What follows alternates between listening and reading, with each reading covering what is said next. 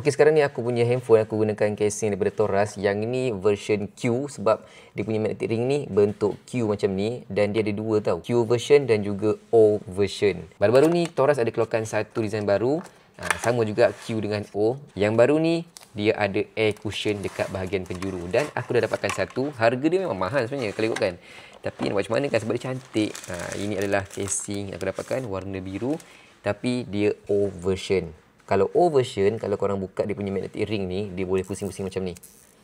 Berbanding dengan Q version, yang mana Q version ni, dia punya ring, korang boleh buka dan korang tak boleh alihkan ke atas bawah, tapi korang boleh pusingkan macam ni. Kalau Q version. Kalau O version, dia boleh pusing-pusing begini. Yang ini aku ambil untuk 16 Pro aku. Dan kalau korang tengok dekat tepi ni, dia ada cover untuk button kamera.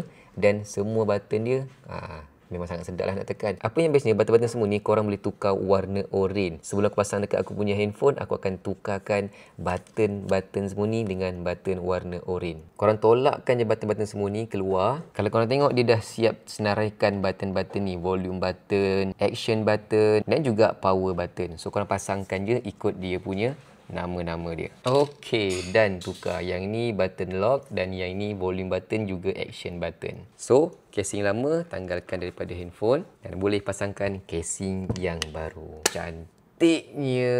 Pegang pun sangat sedap. Dan kalau korang tengok dekat bahagian bucu dia memang ada air cushion yang mana dia memang protect korang punya handphone kalau terjatuh. Dan Toras punya casing memang certified 10 feet punya protection jatuh tau. Kalau jatuh tak ada masalah sebab air cushion dia memang menghalang dan juga menjerap hentakan. Design cantik, function nak dapatkan, link ada kat bawah. Harga dia mahal.